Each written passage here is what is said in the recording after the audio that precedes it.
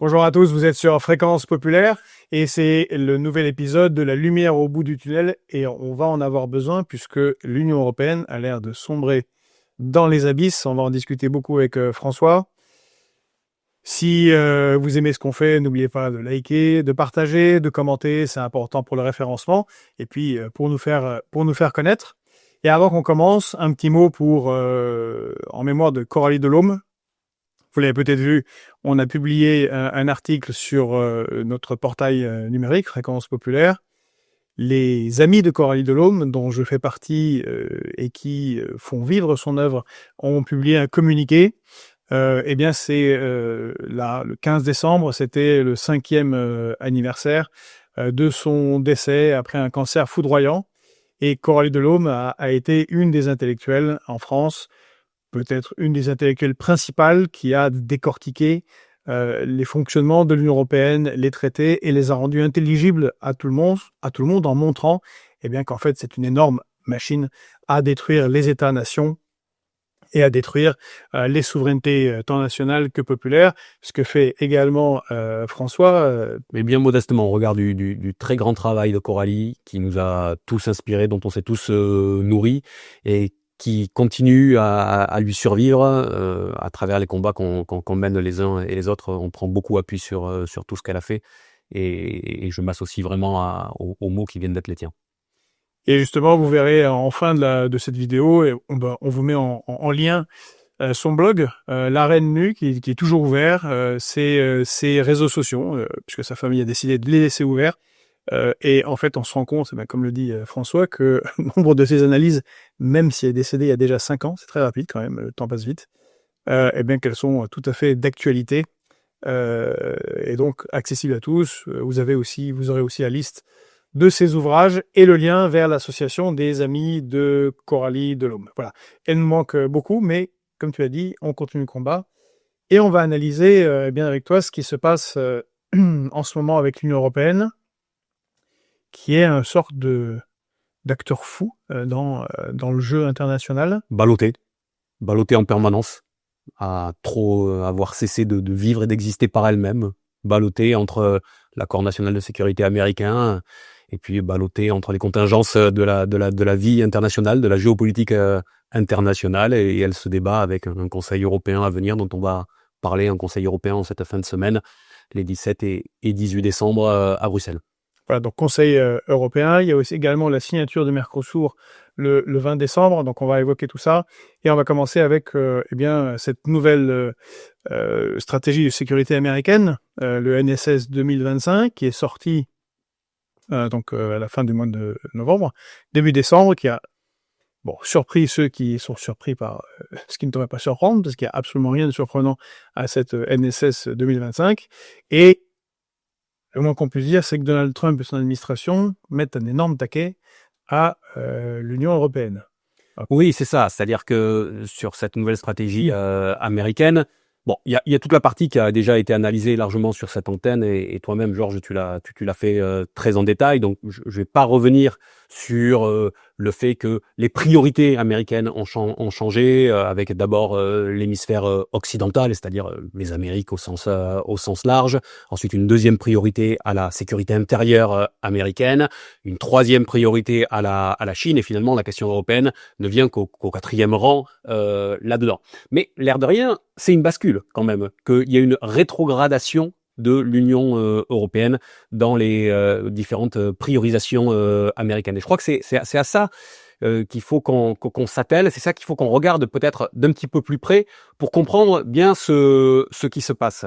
Il y a une reformulation du lien entre les États-Unis et l'Union européenne qui a été faite par Washington, et qui est plus présentée sous un aspect cette fois à la fois civilisationnel d'un côté et transactionnel de l'autre, et avec des conséquences assez immédiates, qui sont que d'un coup, à partir du moment où on bascule sur ces dimensions-là, l'Union européenne reste certes un allié des États-Unis, elle est présentée encore comme telle, mais c'est un allié qui doit désormais s'assumer, et c'est un allié qui doit être suffisamment fort pour être un allié. Et donc, s'il n'est pas en capacité d'être l'allié voulu par les Américains, eh bien les Américains se donnent le droit d'intervenir, légitiment leur intervention dans les prérogatives européennes, y compris dans les prérogatives politiques. Ce que je suis en train de dire, c'est que le régime change que tu as souvent évoqué dans tes différentes chroniques, eh bien ça, c'est quelque chose qui était réservé au reste du monde et finalement, on est en train de se dire que ça peut arriver aussi jusqu'en Europe. En tout cas, il laisse clairement entendre dans ce NSS 2025 que, y compris les États-Unis, pourraient se retirer. Donc, ils mettent cette menace, cette épée de Damoclès au-dessus des Européens, de retrait éventuel des États-Unis, au moins d'une partie de l'armée américaine, si justement les Européens ne se conforment pas à ce que Washington attend d'eux. C'est-à-dire qu'ils attendent que les Européens, ils le disent clairement, se prennent désormais en main. Ça, c'est lié à deux aspects. C'est lié au fait que la question russe a changé dans l'esprit des Américains et elle était jusque-là centrale. Elle est maintenant devenue pour eux une question régionale. Ça veut dire que le conflit en Ukraine n'est plus pour eux ce qui était présenté encore il y a un certain temps comme un conflit existentiel, mais qui est désormais un conflit qui est lié à l'espace européen. Ce sont donc aux Européens à le résoudre et ce sont donc aux Européens de financer tout ça. Alors bien sûr, dans la Ça savait au moment c'était le sommet de l'OTAN de juin. C'est ça. À La Haye, je crois. La Haye, oui, parce que dans le texte, ça s'appelle The Hague Commitment. Ouais. Donc, il rappelle que aux Européens, vous avez promis. C'est ça. On l'avait analysé ici. Première capitulation. Vous devez monter vos budgets de défense à 5% du PIB. On avait compté ensemble 125 milliards. Ouais. En France, bon, c'est complètement délirant vu la situation des comptes publics, mais c'est l'exigence américaine. Donc c'était déjà acté, donc c'est pas tellement une surprise. Juste il confirme cela. Il confirme ça, mais il confirme le fait que l'Union européenne doit se prendre en main, mais comme l'Union européenne est considérée comme une alliée encore des États-Unis, elle reste dans les dispositifs qui sont sous couvert américain. C'est-à-dire qu'on aurait tort de penser que les États-Unis disent que l'OTAN est passé par pertes et profits. Ils revendiquent encore l'existence de l'OTAN et sa légitimité à agir, parce que ils veulent garder un lien et garder et tirer les ficelles vis-à-vis des Européens. Et sur cette question de la défense, tu as raison de le dire, ils demandent aux Européens de se prendre en main, d'augmenter leur capacité de défense, donc de payer, mais en disant qu'il faut qu'ils payent, ils disent aussi il faut que vous achetiez largement chez nous. Parce qu'au moment où ils déploient cette nouvelle stratégie de sécurité, on a vu depuis cet été le dispositif Pearl, qui est un dispositif qui, sous couvert de l'OTAN, comme par hasard, c'est pour ça qu'il est aussi maintenu, vise à faire des achats groupés par les Européens auprès de l'OTAN d'armes et de systèmes de défense américains. Donc il y a toute cette idée de financer en même temps les États-Unis comme le ferait un bon vassal. C'est ça qui se cache derrière. Souris parce que ça passe entre autres par cette agence d'acquisition des matériels de l'OTAN qui était très peu connue, sur laquelle on a fait une enquête. Vous êtes pas le premier. Au Luxembourg.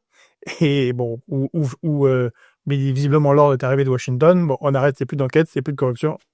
Et hop, tout passe sous le tapis.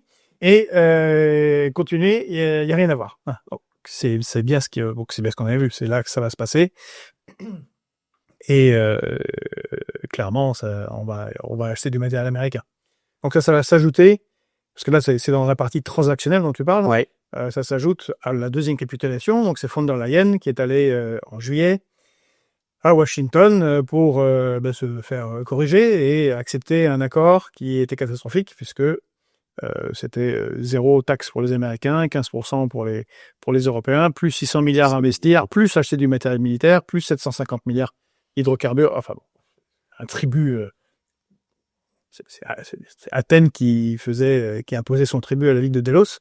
Pour les spécialistes. Donc on est en plein dedans. De toute façon, ça c'est acté. Et les Européens risquent assez peu à ça. C'est-à-dire qu'ils l'annoncent clairement, ils annoncent clairement la manière dont ils vont évoluer. Je me suis livré à un petit jeu, à un petit travail, pour être honnête, plus qu'un jeu. J'ai comparé sur le rapport entre les États-Unis et l'Union européenne, le programme national de sécurité de 2022, le précédent, avec celui de 2025.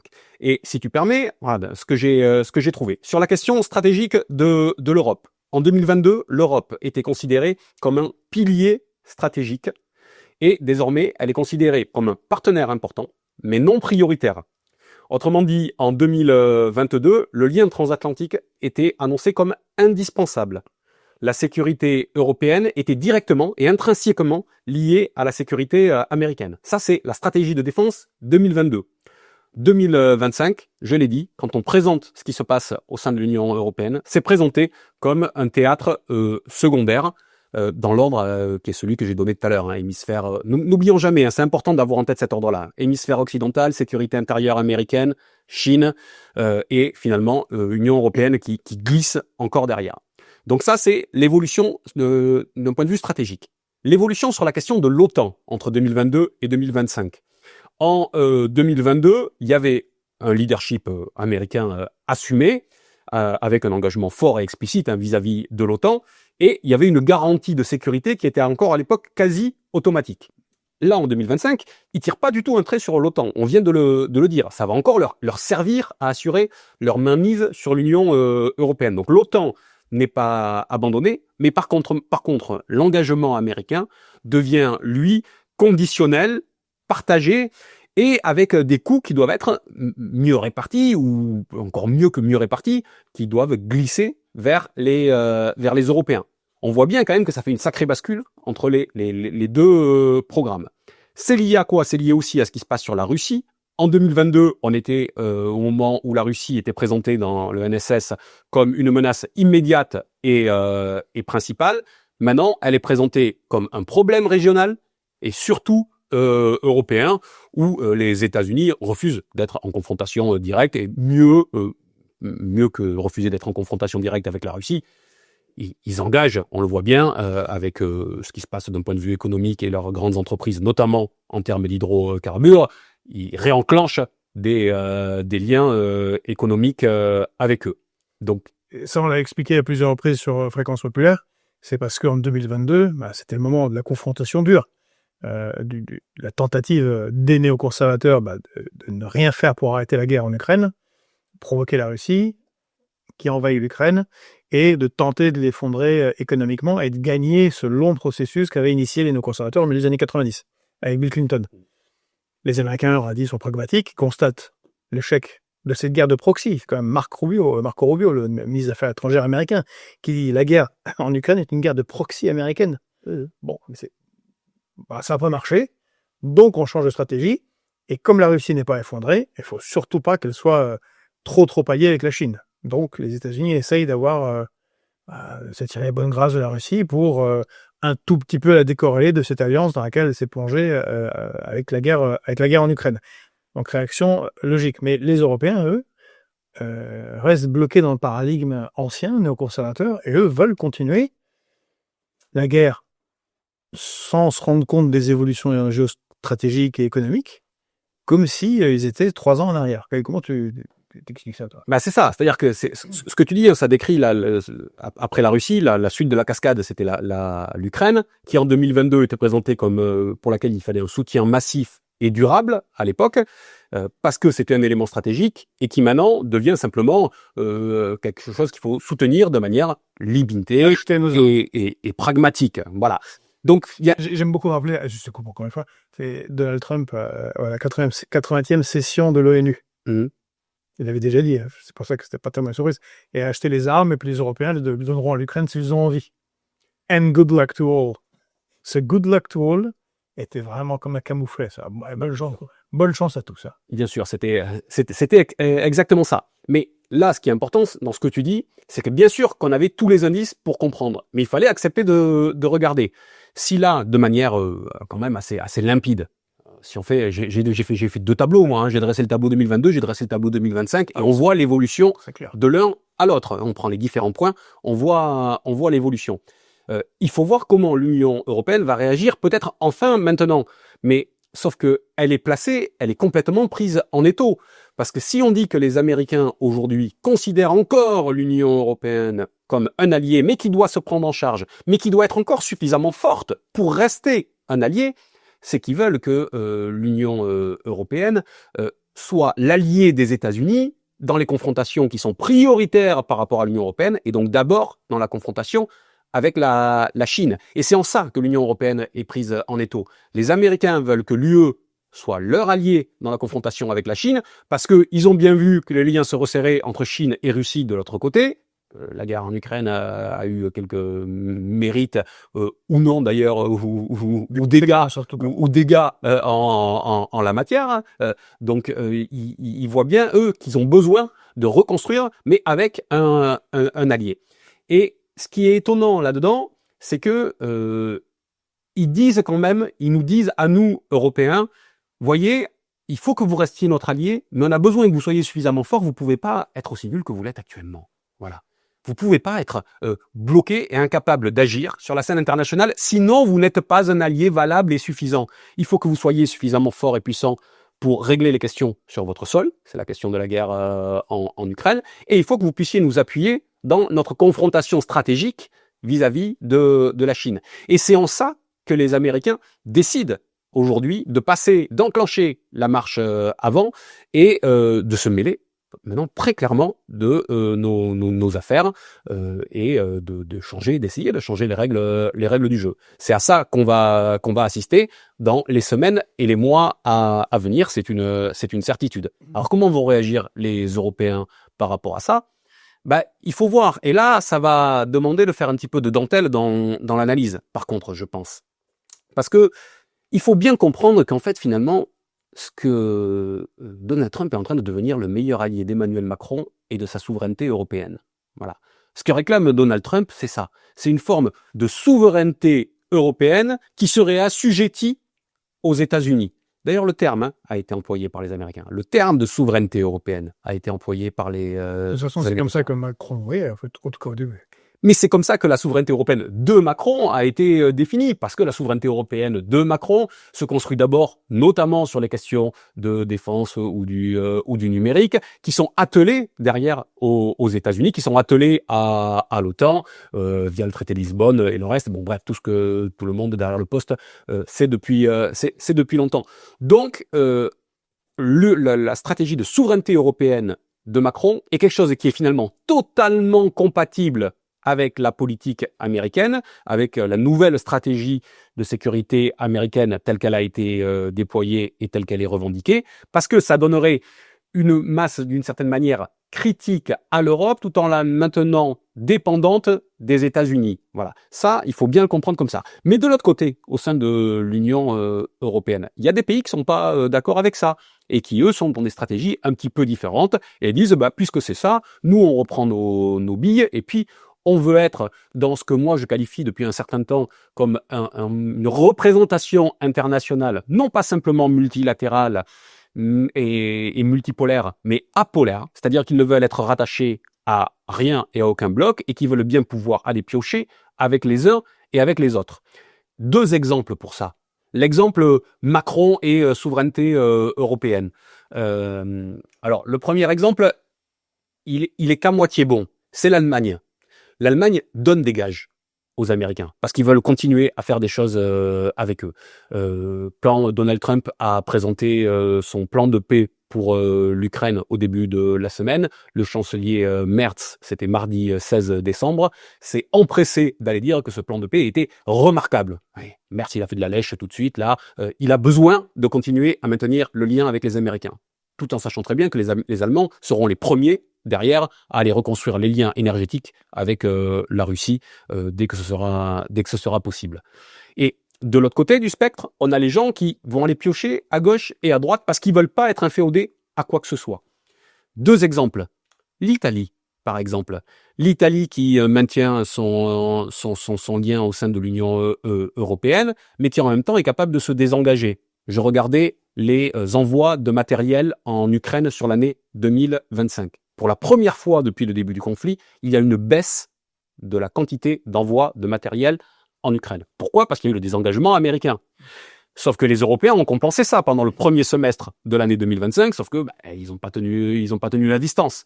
Donc depuis il y a une baisse de l'envoi du matériel en soutien à l'Ukraine, une baisse générale qui maintenant, voilà, les stocks sont vides, hein, tu l'as suffisamment expliqué dans les différents pays, notamment en Allemagne, en Grande-Bretagne et en France.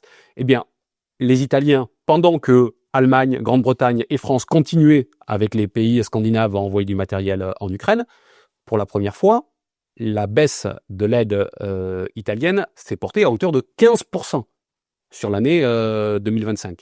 Un autre pays, l'Espagne, a procuré une aide à l'Ukraine de 0 en 2025. Et c'est pas un détail si l'Espagne fait ça, c'est que l'Espagne commence à jouer sa propre partition. Si je regarde ce qui se passe d'un point de vue économique, il y a un grand débat qui agite la semaine, qui est celui sur les voitures, la fin des voitures des moteurs thermiques et sur le passage au tout écologique en 2035. La Commission se prononce ce mardi 16 décembre. Elle devrait remettre ça, la discussion lors du Conseil européen des 18 et 19 décembre sur la question. Et les Espagnols, eux, ils sont vent debout contre le fait qu'on remette en cause le passage à 2035 au tout électrique.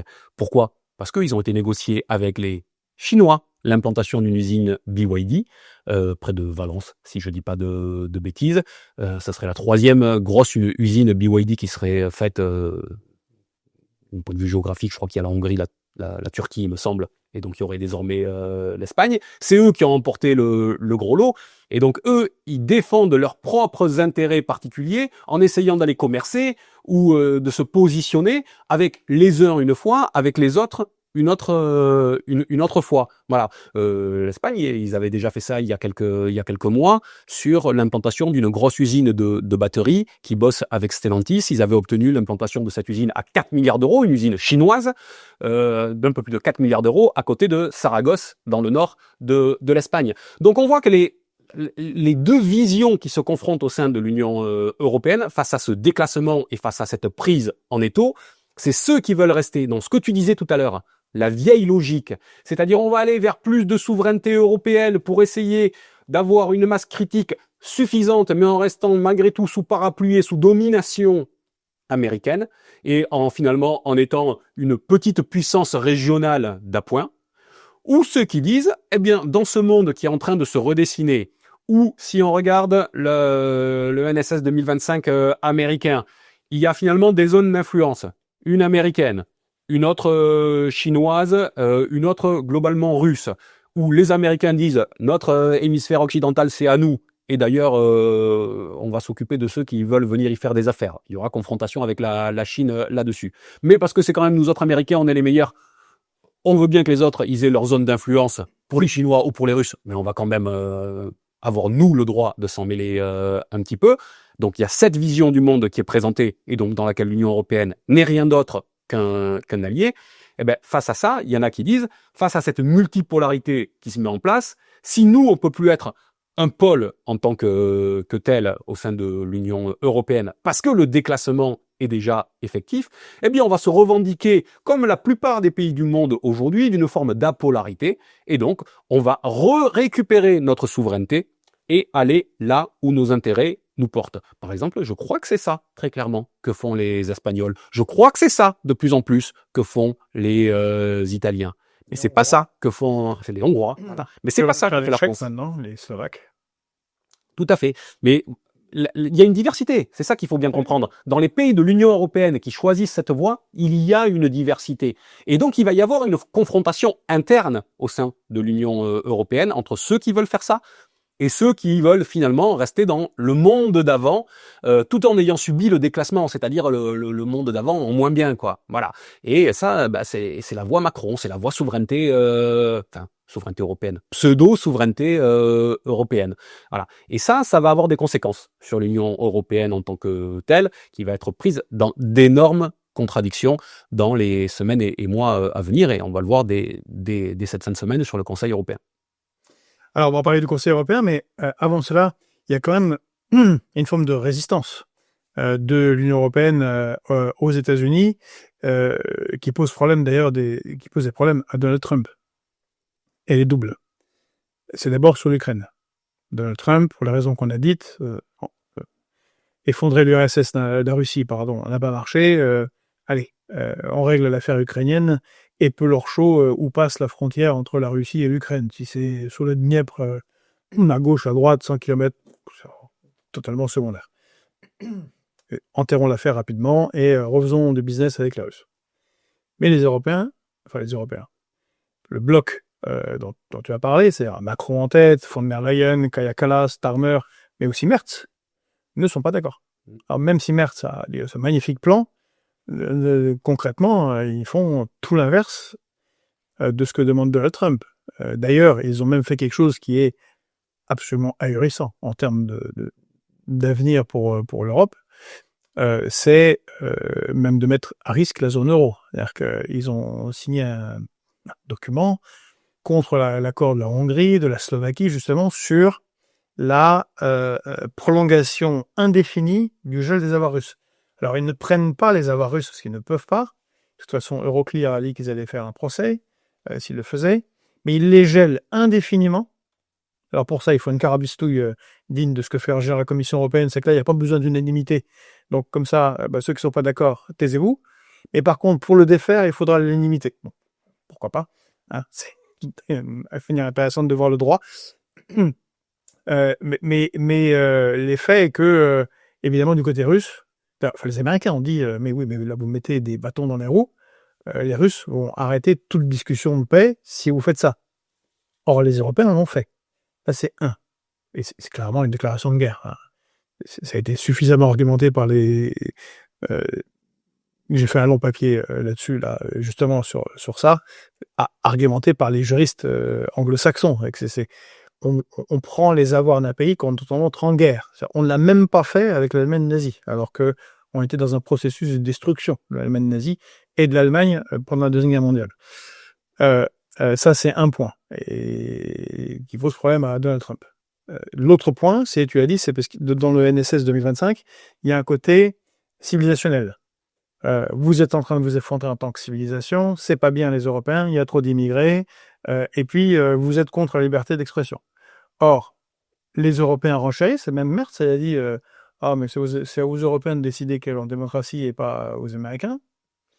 Ils sont obligés de dire ça, hein. Oui, ils sont obligés de dire ça, mais quand même, l'Union européenne porte des attaques contre X, contre Facebook, contre différentes plateformes américaines, au point où Donald Trump est en train de s'énerver et dire si vous faites ça, vous allez avoir une sanction, on ne sait pas encore laquelle.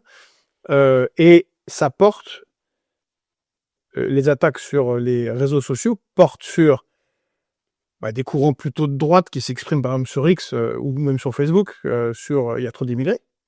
Et sur une vision alternative de ce qui se passe sur le front en Ukraine. Et là, il y a confrontation avec les États-Unis. Donc, comment tu dénoues cette contradiction? Comment tu penses qu'elle va se dénouer? Moi, je crois que d'abord, le premier point est très important parce que il étaye exactement ce que j'étais en train de dire sur la montée des contradictions au sein de l'Union européenne. Je suis en train de parler de la question du gel des avoirs russes que tu as évoqué. D'abord, je parlais du Conseil européen. Ça sera à l'ordre du jour du Conseil européen. Je rappelle, un Conseil européen, c'est le sommet des chefs d'État et de gouvernement. Donc, c'est l'instance décisionnaire la plus importante, théoriquement. C'est là où vraiment on se décide. De l'Union européenne, c'est là où ça se décide. C'est ça qui se tient en cette fin de semaine, qui est présidée depuis 2024 par Antonio Costa, bon ami de Madame von der Leyen, qui finalement a continué à pouvoir placer les siens là où elle le souhaitait. Elle était en désaccord avec le prédécesseur de Monsieur Costa, Charles Michel, qui n'avait pas que des qualités, mais il n'empêche, elle avait de sacrés désaccords avec lui, et c'était une pierre, un caillou dans sa chaussure. Bref, lors de ce Conseil européen, le premier point qui sera abordé, c'est la question de l'Ukraine, et à travers la question de l'Ukraine, c'est la question du gel des avoirs de la Banque centrale de Russie. En réalité, c'est ça, les 210 milliards de la Banque centrale de Russie. Où là, il y a eu un travail préparatoire qui a été fait par la Commission, c'est ça qu'il faut bien comprendre. Il y a d'abord le travail préparatoire de la Commission qui avait deux hypothèses sur la table. Soit ce qu'elle souhaitait faire, c'est-à-dire un prêt de réparation sur la base donc de ces avoirs russes, ou alors l'autre possibilité, elle était moins chaude pour aller là-dessus, l'Union européenne, la Commission, qui était de créer une dette commune de l'Union européenne qui serait garantie par le budget communautaire. C'était les deux options qui étaient sur la table. Et donc, finalement, la Commission a réussi à aller vers le prêt de réparation sur la base des avoirs de la Banque centrale de Russie. Comme tu l'as dit, en tordant le bras des questions démocratiques. Parce qu'en réalité, il y avait une immobilisation de ces avoirs russes jusque-là, sauf qu'il fallait tous les 6 mois les renouveler à l'unanimité. Et là, pour avoir les mains libres, la Commission a fait sauter ce renouvellement tous les 6 mois à l'unanimité.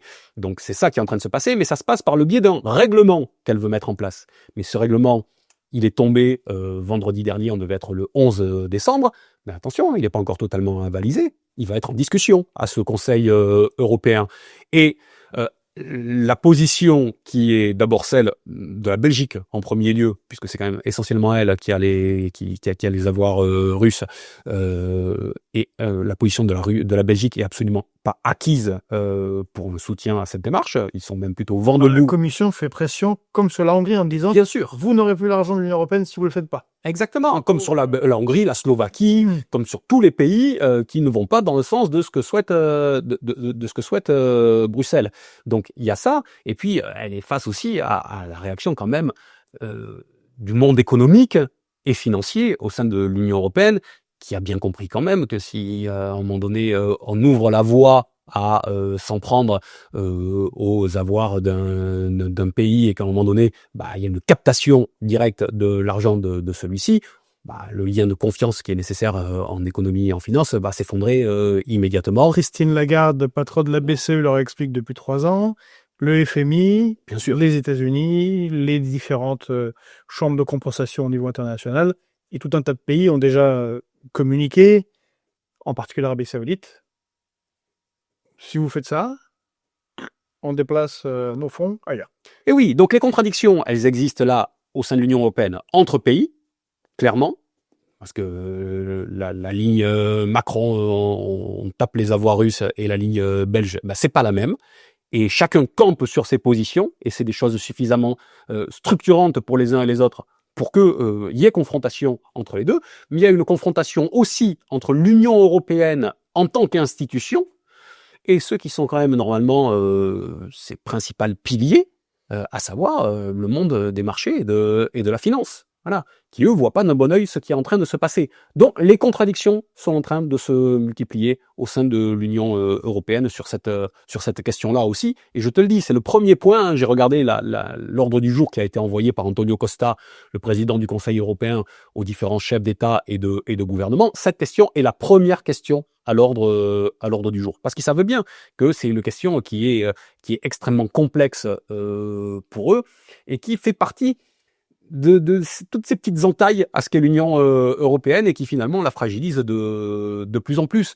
On fait la liste quand même depuis dans cette émission, mais dans d'autres émissions quand même, à chaque fois de ce qui se passe. Tiens, tel pays est plus d'accord. Tiens, tel autre pays n'est plus d'accord. Tiens, les alliances entre certains pays ne sont pas les mêmes sur tel sujet et sur tel autre. Alors les bien-pensants vont dire « Ah, mais oui, l'Union européenne a toujours travaillé comme ça, avec des contradictions et sa capacité à forger des consensus. » Moi, je crois qu'on n'est pas simplement aujourd'hui sur des désaccords entre les uns et les autres. On est sur des contradictions de structure et de long terme, voilà, qui, si on y regarde de près, s'alignent d'un côté et s'alignent de l'autre. Ce que je suis en train d'essayer d'expliquer, c'est que l'évolution de la géopolitique internationale, pas due à l'Union européenne directement, elle n'est plus en capacité d'impulser quoi que ce soit, l'Union européenne. Mais le fait d'être ballotté, comme je le disais au début de l'émission, entre la stratégie de défense américaine, entre l'offensive économique chinoise, entre la situation en Ukraine, c'est qu'à un moment donné, l'augmentation des contradictions nous amène à un moment qui pourra conduire peut-être à l'implosion de l'Union européenne elle-même. En tout cas, je suis persuadé que l'Union européenne n'en sortira pas indemne. Voilà. Elle ne peut pas sortir demain dans la même situation que ce qu'elle est aujourd'hui, à un fonctionnement, à 27, etc. Donc, il y a un processus interne qui est à l'œuvre aujourd'hui. Et pour ceux qui, comme moi, pensent que l'Union européenne, telle qu'elle est un mode de fonctionnement qui n'est pas viable, qui empêche d'exprimer les souverainetés populaires et nationales, qui permet pas de se réinsérer sur la scène internationale en protégeant nos populations, parce qu'on ne peut pas faire les choix stratégiques autonomes et indépendants qui s'imposent. Eh bien, finalement, on a tout intérêt à pousser ces contradictions au maximum. Puisque c'est vraiment une situation qui est complètement dingue, pour utiliser un terme simple. La situation de l'Ukraine est très mauvaise. Contrairement à ce qu'on peut me dire sur certains plateaux de télévision, la situation militaire est pas bonne du tout, ça s'aggrave par manque de personnel.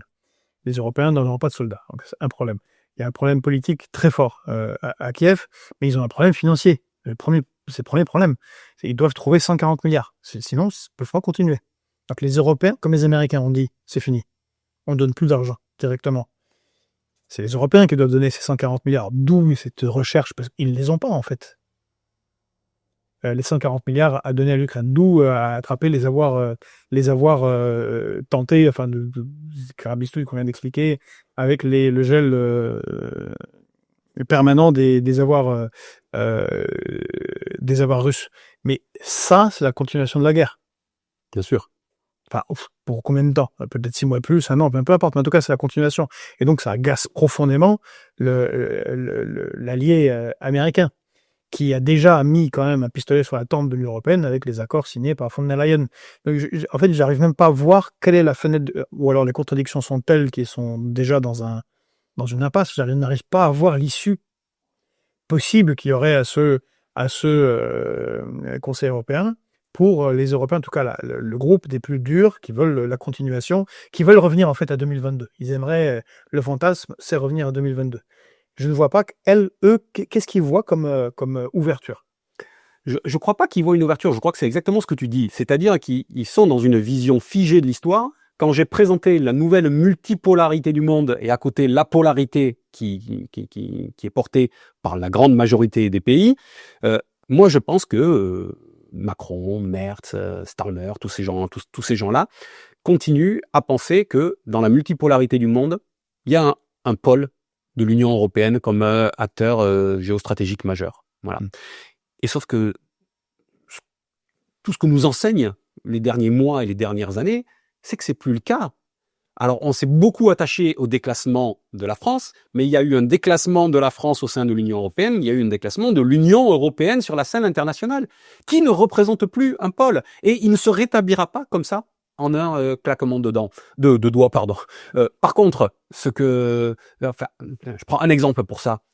Il y a un côté un petit peu illusoire, mais jusqu'à s'enfoncer, tu vois, un couteau dans la main là des Européens, à dire on va mettre en place une coalition européenne pour garantir la sécurité en Ukraine. On sait depuis le début que ça fait partie des lignes rouges, que les Russes réfutent ça.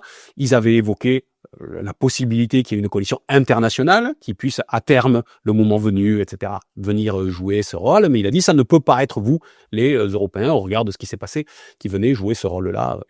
Et pourtant, dans le document de travail qui est étudié entre Américains et Ukrainiens, sur lesquels, si j'ai bien compris, il y a des avancées dans certains domaines, eh bien, quand les Européens se réunissent lundi 15 décembre, parce que lundi c'est Zelensky, hein, tu auras remarqué que tous les lundis, Macron rencontre Zelensky. Le lundi, c'est Zelensky pour Macron. Eh ben, ce 15 décembre, les Européens sont sortis de là, formidable, nous nous sommes réunis, et ce qui va se passer, c'est que nous allons imposer une coalition des volontaires avec des Allemands, des Français, des Britanniques en Ukraine pour garantir le futur cessez-le-feu, etc. Bon, bah, je pense que du côté américain, on se dit, mais à quoi est-ce qu'ils jouent, à quoi ça sert?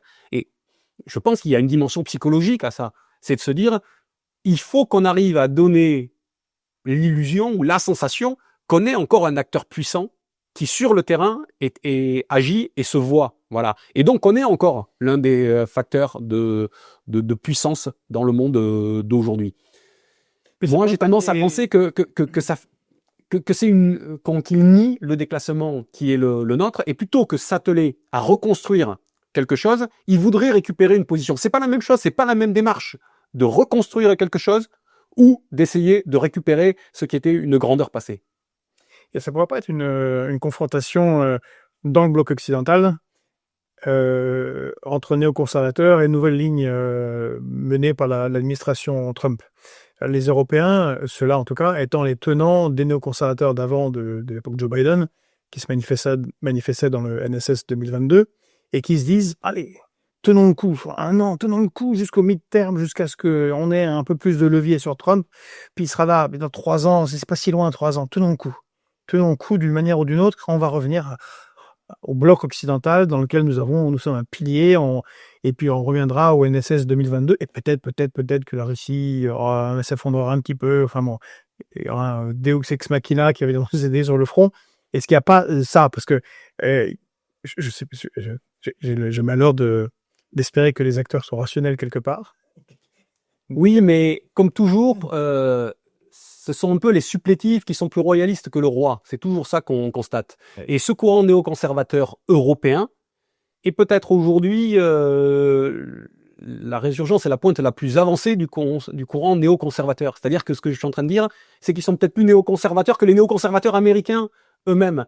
Et que nos néoconservateurs européens n'ont pas compris que les bougies qui ont lieu aujourd'hui aux États-Unis, enfin c'est une question que ça je soumets à ton expertise parce que tu as un regard plus pointu que moi là-dessus, que aux États-Unis, il y a quand même des bougies de structure qui touchent certes et qui sont certes impulsées par Donald Trump et par le milieu MAGA, mais qui aujourd'hui se déploient et vont au-delà, voilà, et touchent des acteurs plus traditionnels à la fois dans le camp républicain, mais jusqu'au sein même du camp démocrate. Voilà. Je dis pas que les néoconservateurs américains n'existent plus en tant que courant, et je continue à penser qu'ils doivent faire leur travail de réseau encore en sous-main.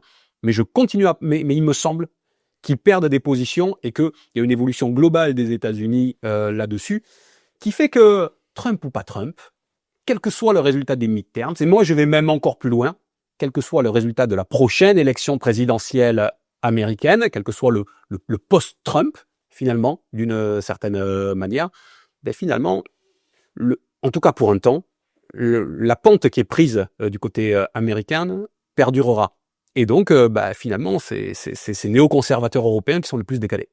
Oui, je suis d'accord avec toi. De toute façon, il a donné un os à ronger, un gros os à ronger, c'est le retour de la doctrine Monroe.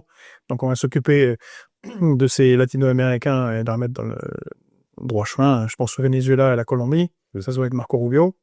Et je pense que malgré les résistances des néoconservateurs, il y a effectivement une pente qui est donnée, y compris Zbigniew Brzezinski, que c'est le coup raté avec la Russie, donc on peut pas les laisser allier complètement avec la Chine, sinon c'est un cauchemar géopolitique pour les Américains.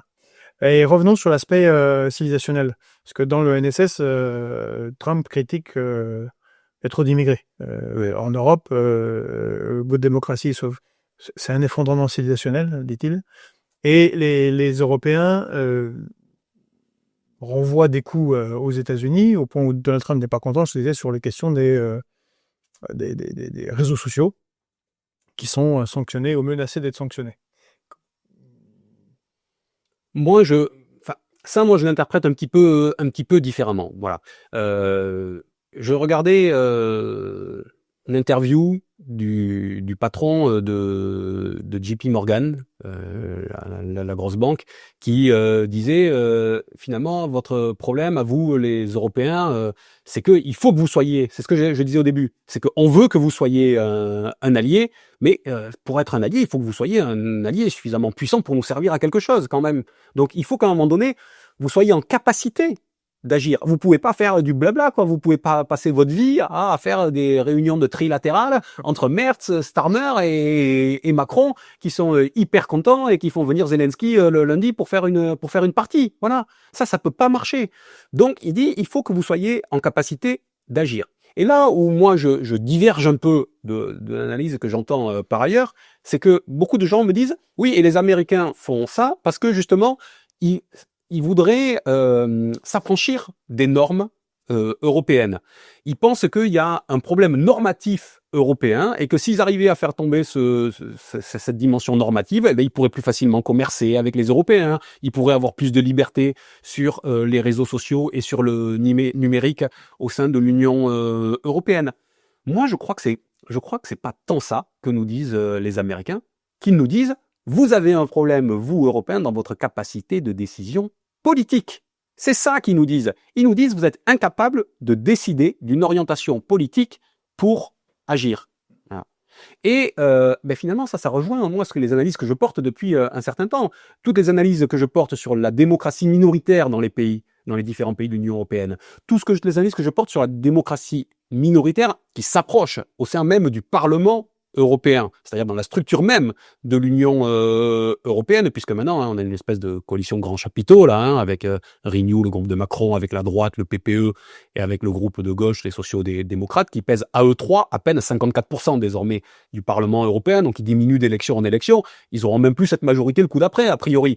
Donc toute cette dimension-là, les Américains nous disent, ça nous pose un problème que vous soyez pas capable d'agir, capable de prendre des décisions et capable d'être une force politique en tant que telle, que ce soit dans la diversité de vos pays ou que ce soit en tant qu'Union européenne. Et donc, c'est ce que je dis, en ça, ils deviennent d'une certaine manière les alliés de Macron et de sa souveraineté européenne, sauf que le choix qu'ils font, c'est de l'interventionnisme, donc je le dis non pas normatif, mais politique, et en nous disant on va intervenir sur votre vie politique. Et c'est pour ça que les thèmes qui sont les nôtres, qui sont ceux qui marchent d'élection en élection chez eux, aux États-Unis, mais là, il y a eu des élections au Chili, etc. Les thèmes qui sont porteurs et qui amènent M. Trump ou des alliés à lui ou des amis à lui au pouvoir sont toujours les mêmes, les thèmes de l'immigration ou les thèmes de la sécurité. Ce qu'ils nous disent, c'est que, voilà les thèmes qui sont les thèmes importants qu'il faudrait faire venir chez vous, parce que ils savent que ça réglerait potentiellement la question du choix, qu'à un moment donné, il y aurait peut-être des gens en capacité de choisir, sauf que en plus, ils font d'une pierre deux coups, ils essaient de mettre en place leurs propres alliés. Je crois que c'est ça le grand piège. Il faut pas croire que c'est juste des questions réglementaires et normatives que les Américains dénoncent, et puis les questions civilisationnelles, les questions des droits de l'homme, etc., de la liberté d'expression, que les Américains dénoncent au sein de l'Union européenne. Ça, c'est juste des outils. C'est le paravent qui cherche derrière à aller au-delà, et derrière, ce qu'ils cherchent, c'est à influer directement sur les régimes en place. C'est ça. On est, nous, Europe, à l'aube d'une période où le régime change va s'appliquer, ou risque de s'appliquer chez nous, et je crois qu'on n'en prend pas bien la mesure. Ça, c'est très, très intéressant. Le régime change chez nous de la part des Américains. Alors, ce Conseil européen va se tenir à partir de demain, donc, jeudi 18 novembre et vendredi 19 novembre. Et ils vont aussi parler d'un autre sujet, c'est que le 20 décembre, samedi donc, après le Conseil européen, certains vont dîner, puis prendre l'avion et aller en Amérique latine pour signer le Mercosur. Déjà, c'est une blague. Tu as noté le calendrier que tu viens de noter. C'est-à-dire qu'il y a 18-19 Conseil européen qui doit décider de valider le Mercosur, mais le rendez-vous est déjà pris le 20 pour aller le signer. Ah, ça y est, tout est ficelé. C'est pour ça que je vais le présenter comme ça. Bon, tout est ficelé. Mais Macron nous a dit non. Il nous a fait à nouveau un jeu de claquettes parce qu'il a beaucoup fait ce jeu. Et ouais, on l'a déjà expliqué dans une précédente émission. On se rappelle il trouvait l'accord formidable au printemps. On se rappelle que les négociateurs européens nous avaient dit qu'il n'y avait pas une virgule qui avait changé. Et puis qu'au mois de septembre, Macron et la France avaient dit mais ici il faut introduire des clauses miroirs. Et puis on avait bien vu que ces clauses miroirs en fait c'était bidon. Mais finalement, l'air de rien, en quelques semaines, si c'était suffisant. Et donc, en fait, Pedro chez nous avait trouvé les interventions de Lula narquois qui expliquaient à Macron. Mais c'est sympathique, Emmanuel, mais c'est pas toi qui décide, c'est les règles que vous êtes fixées. Vous, Européens, c'est pas toi qui décide, c'est la Commission européenne qui a tout pouvoir de négocier les accords commerciaux. Donc, il a un peu ridiculisé Emmanuel Macron. Heureusement, c'était en portugais, donc on l'a pas vu ici. C'est pour ça qu'on l'a un peu traduit. Voilà. Mais c'est la réalité. Et donc, on s'acheminait vers quand même le fait de valider un peu en catimini quand même ce Mercosur. Et le Conseil européen placé le 18 et 19 décembre, croyez pas que c'est parce qu'il n'y avait pas d'autres dates dans l'agenda, d'accord. Ils ont pas pu trouver plus près de Noël, quoi, tu vois. Et 18-19 décembre, juste avant le dernier week-end, avant les fêtes, ça, ils savent que les gens sont en train de faire autre chose, il n'y a pas de problème. Ils vont le signer le 20 décembre. C'est le 22, on achète les saumons et trucs. Donc voilà, tout ça a été fait pour passer en catimini, et la France elle faisait maintenant motus bouche cousue, quoi. Elle disait plus rien. Sauf que, voilà, boum, un coup de dermatose nodulaire, hein, les paysans, légitimement, comme on dit, commencent à se redresser. Et alors la panique, t'as vu, on voit bien la panique au sein du gouvernement, hein, entre Genevard là qui court à gauche, à droite, qui est quand même peut-être pas la mieux placée pour s'adresser aujourd'hui au monde agricole. Macron qui est quand même pris de panique. Le Cornu qui dit oui, je demande à ce qu'on accélère le processus de vaccination. Pourquoi tu viens nous sortir ça le 16 décembre? Pourquoi tu l'as pas dit avant? Enfin, En juin. en juin, par exemple. On fait des Corses dans les Balkans, surtout vaccinés à l'époque. Oui, et puis quand à un moment donné, il y a eu des dermatoses nodulaires chez nos amis espagnols, en Catalogne, à côté de Gérone, à 50 km de la frontière. Voilà, à un moment donné, il y a peut-être des mesures à prendre. Non, les Pyrénées protègent de tout, c'est bien connu. Bon, voilà. Donc, on voit bien qu'il y a pas eu de prévision qui a été faite. On n'a pas anticipé les choses. Aujourd'hui, on va se mettre à vacciner des bêtes qui sont sans doute positives. Bon, on n'est pas sorti de cette affaire-là. En tout cas, rappelons que le problème, c'est que ça touche le bétail. Donc, c'est abattage de certains élevages entiers. Oui. Mais l'accord du Mercosur n'est pas très bon sur la question des bovins pour les Européens. Non, pas très bon, non. Il y en a l'air 2 ou 3 en Amérique latine que se disent « Hop, tombe bien cette grippe, cette dermatose nodulaire, on va pouvoir fourguer encore plus de bœufs. » Sans doute. C'était prévu. Sans doute, mais même sans ça, la panique qu'on voit au sein du gouvernement fait que Macron peut pas se payer le luxe, au regard de l'immense popularité qui est la sienne aujourd'hui dans ce pays, de se taper une énorme crise agricole et au même moment d'appuyer sur le bouton pour dire on signe le Mercosur ou même pour dire je me suis bien battu mais je cède sur le Mercosur, j'ai obtenu ce que je pouvais. Voilà, c'est pas possible. Le degré de confrontation entre les deux ne fonctionne pas. Et donc, comme par hasard, en urgence, 3 jours avant le sommet européen, Macron dégaine le fait qu'il demande le report de la signature du Mercosur. Et là, tu vois bien le bazar qui est en train de se mettre en place entre les différents pays européens, parce que il y a tous ceux qui ont beaucoup à y gagner, l'Allemagne en premier lieu, qui disent c'est bon, il commence à nous faire chier Macron là, à pas être capable de régler sa politique. Non mais tu vois, je te fais de manière un peu vulgaire, mais pour que tout le monde comprenne quand même ce que l'état d'esprit, tu vois, il y a ce qui se passe gentiment devant les caméras où les gens sont polis, ils sont lisses, mais les Allemands, c'est ça qu'ils se disent quand même, tu vois. Ils voient bien que l'autre, il est empêché depuis des mois, qu'il se maintient en place quasiment par le coup de force institutionnel permanent. Et donc, ça leur pose un problème parce que le Mercosur, les Allemands, ils sont à fond pour. Mais là encore, on va retomber sur les contradictions internes à l'Union européenne parce que la France, alors ok, bon Macron, on sait jamais trop ce qu'il veut, mais il y a d'autres pays qui sont pas pour le Mercosur. La Pologne, ils en veulent pas du Mercosur. L'Autriche, ils en veulent pas. La Hongrie, ils en veulent pas. Et peut-être même que demain, l'Italie, ils hésitent à savoir s'ils en veulent ou pas. Imagine que l'Italie, lors de ce sommet européen, décide que le Mercosur, elle en veut pas non plus. Là, tu as une majorité de blocage qui se dégage. Et alors là, qu'est-ce qu'elle fait, von der Leyen, avec son billet d'avion grec, parce que bon, on n'en parle pas ici, mais bon, Mitsotakis qui obéit au doigt à l'œil à von der Leyen, le problème c'est que là, il a lui une révolte agricole plus. Au-delà de celle qu'on a actuellement. Les tracteurs sont à Athènes, à Thessalonique, ça bloque de partout et il y a une crise agricole grave. Ouais. Ils vont pas beaucoup aimer le Mercosur non plus. Enfin, je suis sûr qu'ils n'aiment pas le Mercosur. Donc, lui, il va avoir un problème réel de politique intérieure. Voilà, et donc on est dans ce moment où on a une situation géopolitique, parce que le Mercosur, quel est l'argument des Allemands pour dire, outre le fait qu'ils veulent fourguer leur bagnole et leur machine outils en Amérique du Sud, quel est leur argument? Il est de dire, on peut pas reporter une fois de plus, parce que justement, on a la nouvelle politique de sécurité américaine qui définit l'hémisphère occidental et donc le fait que l'Amérique du Sud devrait redevenir le précaré américain. De l'autre côté, on a les Chinois qui s'implantent de plus en plus et de plus en plus vite en Amérique du Sud.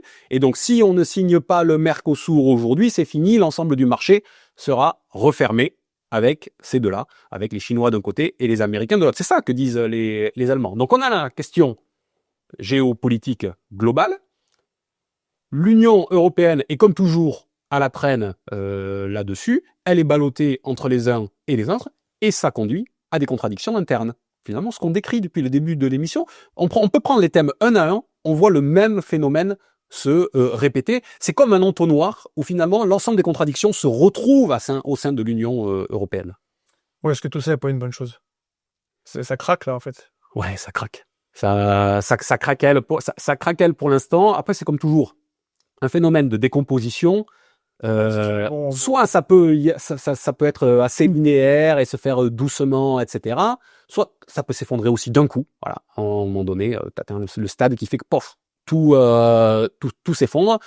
Il y a beaucoup d'échéances devant nous qui font que ça va être extrêmement compliqué dans les mois à venir. Et on voit bien que l'Union européenne, par rapport à ça, elle n'est pas en capacité d'agir. Elle cherche des solutions. Elle cherche à retrouver sa propre puissance.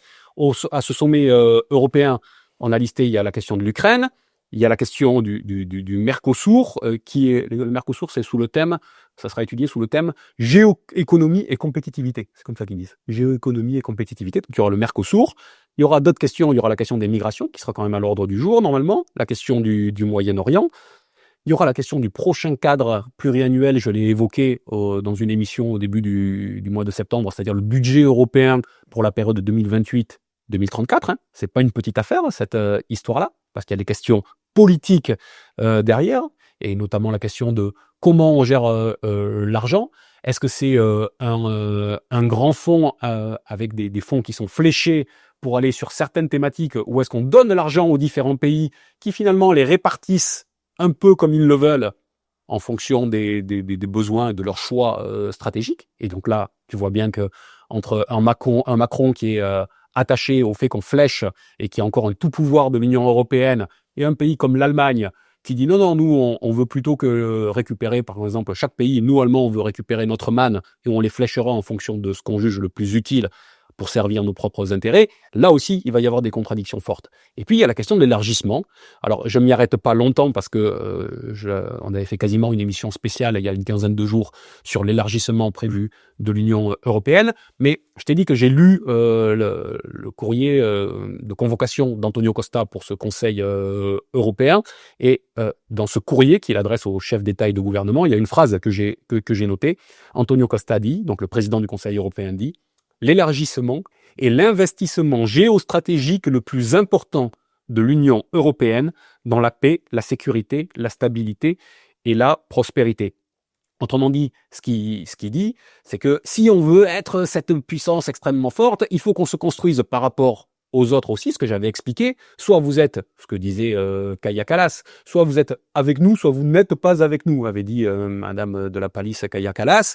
Ce qu'elle voulait dire, c'est que soit vous êtes au sein de l'Union européenne, soit vous allez tomber dans le giron de la Russie. Il y avait cette idée de partition du monde. C'est ça qui va être l'un des thèmes de ce Conseil européen, qui sera précédé la veille d'un sommet, c'est-à-dire mercredi 17, qui sera précédé d'un sommet entre l'Union européenne et les pays des Balkans occidentaux, puisqu'il y a deux pays, je l'avais dit, qui sont dans les starting blocks pour rentrer, qui sont le Monténégro, on envisage son entrée dès 2028, et qui sont l'Albanie également, plus après des entrées graduelles de l'Ukraine et de la Moldavie. Mais je reviens juste là-dessus, hein, j'insiste, sur cette question de l'élargissement, il y a une question démocratique décisive. Il ne faut pas la lâcher. L'Union européenne s'était engagée à une révision institutionnelle pour toute nouvelle entrée. Sauf qu'une révision institutionnelle, ça veut dire une révision des traités. Et une révision des traités, ça veut dire que la révision est validée ensuite dans chaque pays. Là, l'Union européenne est en train de nous dire « Oh non, le Monténégro, c'est 600 000 habitants comme Toulouse. Oh non, l'Albanie, c'est 2,4 millions d'habitants comme Rome. » Tout ça ne nécessite pas une révision des traités parce que ce sont des petits pays. Tiens, on change les règles du jeu parce qu'ils savent qu'ils ne pourraient pas assumer derrière cette révision des traités. Donc, il y a toute cette question démocratique là derrière. Et derrière cette question démocratique, c'est la question de l'unanimité qui se joue. Aujourd'hui, si on regarde bien ce qui se passe à Bruxelles, la question de l'unanimité revient pour tout. Tu évoquais la question du règlement qui a été fait sur les avoirs russes. Ça se fait pour contourner le principe d'unanimité qui s'appliquait tous les 6 mois pour les renouveler. Si on regarde la question du Mercosur, on est sur des questions de majorité derrière qui se mettent en place. Donc partout, on est sur ces logiques-là. Et ce que veut faire l'Union européenne, c'est globalement faire tomber la question de l'unanimité. Pourquoi ? Parce que derrière, ça lui permettrait d'avancer et de s'affranchir de ce qui reste les souverainetés nationales. Parce que sur les questions de l'unanimité, et peut-être qu'on pourra terminer là-dessus, c'est que le bloc Macron, Merz, von der Leyen, Kaja Kallas, eux, ils voudraient bien l'unanimité dépensée. Oui, ça, c'est sûr. Taisez-vous. Et alors, les médias, plutôt suivent le petit doigt sur la couture du pantalon, mais ils sont quand même en train de mettre un paquet de gens, de citoyens, de médias. Je salue nos amis des Lucides, avec Olivier Berrier, qui a fait une vidéo sur les risques d'extinction, en fait, tout ce qu'on appelle les médias alternatifs, ou ceux qui commentent librement sur les différents réseaux sociaux, sur YouTube, par cette instance créée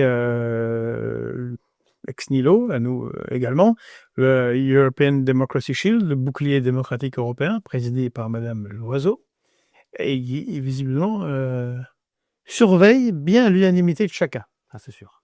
Même de François Coq. Non, mais bon. François Coq, êtes-vous unanime ? Non, mais après, moi, mon avis, c'est qu'on a sur ces questions-là de l'enregistrement et de la réglementation de la pensée. Moi, je fais partie de ceux qui pensent que on ne peut pas s'affranchir impunément des principes d'une manière ou d'une autre. Voilà. Qu'à partir du moment où on baisse pavillon une fois, après, la pente est prise. Sur la question des médias, je suis désolé de le dire, mais le point de départ, pour moi, c'est l'interdiction de RT, de RT France. Voilà. L'interdiction de diffusion de RT France qui s'est appliquée en France et dans l'Union européenne, parce que elle n'avait pas derrière de base légale légitime. C'est-à-dire que, si j'ai bonne mémoire de ce qu'était le dossier, je crois que l'Arcom avait été saisi 2 fois. Imaginez aujourd'hui, au regard de ce qu'on dit sur certaines chaînes, l'Arcom avait été saisi 2 fois, et les 2 fois, une fois il y avait une erreur factuelle qui avait été inscrite, et l'autre fois il y avait pas d'erreur. Bon, on était sur des choses, et ça a servi à argumenter pour l'interdiction sous couvert de guerre en Ukraine. Ce que je veux dire, c'est que en France, avec ce qu'est la tradition républicaine, où le principe de laïcité derrière s'est adossé aux conquêtes sur la liberté d'expression de la fin du 19e siècle. Bon, on sait à quel point tout ça est une construction globale et l'un des fondements de la République. Si à un moment donné, on en fait tomber un, derrière, la porte est ouverte. Et c'est ce qui s'est passé. Voilà.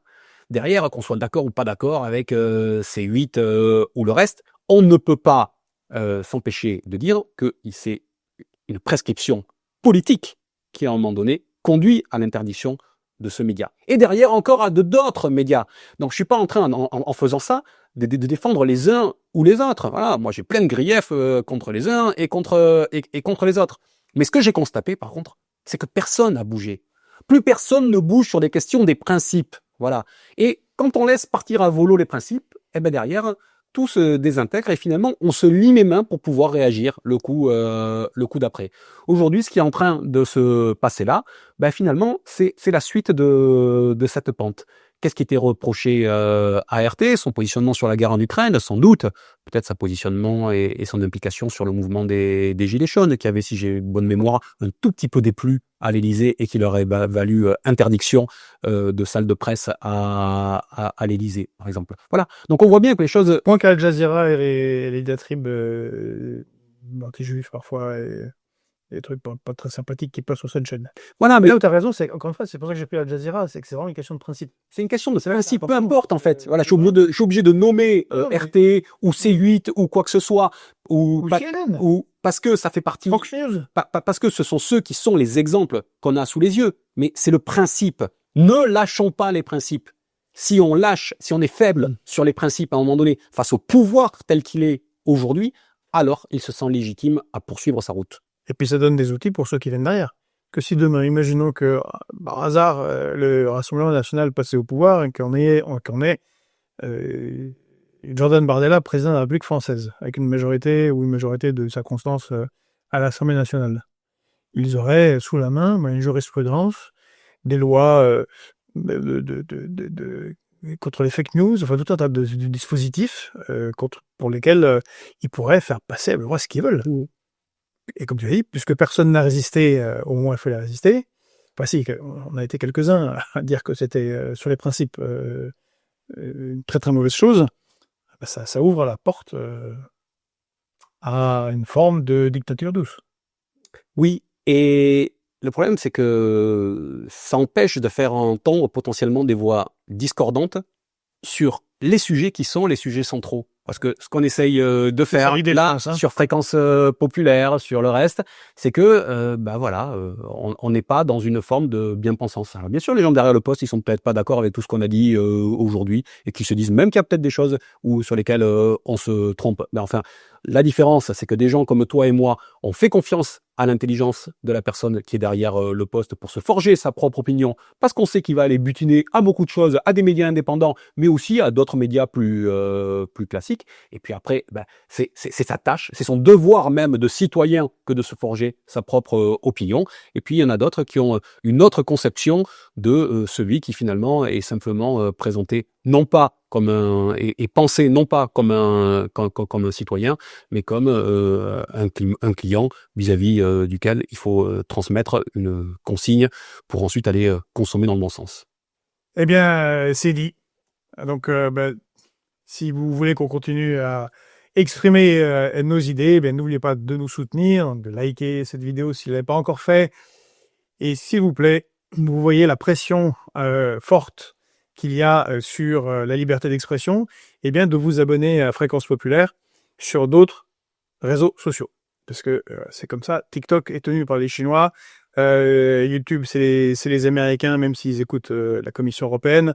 Il y a Instagram, il y a Telegram qui est tenu lui par les Russes. Eh ben, si vous pouvez, même si vous êtes abonné quelque part, abonnez-vous ailleurs. Ça ça nous permet, eh bien, si par hasard celui-là ou celui-ci on ne lui plaît pas, eh bien de rester connecté et que vous ayez accès à ce que nous faisons. Je vous rappelle également que depuis une semaine, nous avons ouvert Fréquence Populaire justement à votre participation. Donc vous pouvez, comme d'habitude, venir nous aider soit en cliquant en bas dans cette vidéo sur soit notre page Tipeee, soit notre page Stripe pour faire un don, un petit ou grand. Vous pouvez aller sur fpop.media, donc notre portail médiatique, pour lire les articles, et pour ceux qui le peuvent, nous faire se faire un abonnement à partir de 2 € par mois, le prix d'un café. Mais également, depuis une semaine, vous pouvez devenir sociétaire. C'est-à-dire que pour la somme de 150 €, déductible des impôts, si vous payez des impôts sur le revenu, à hauteur de 66%, donc 50 € in fine, eh bien, vous devenez sociétaire et vous participez à un des collèges de cette entreprise que nous avons créée, Fréquence Populaire, qui a des statuts, n'est pas une association comme ça, un peu reposant sur rien. Il y a des statuts, c'est une scope SKIC, donc d'intérêt public. Eh bien, vous aurez votre voix à dire, vous pourrez consulter les comptes chaque année, et puis surtout participer à la ligne éditoriale. C'est ça qui est le plus intéressant, et comme l'a dit François, voilà, participer à la confrontation d'idées. Merci à tous et on vous dit à très bientôt.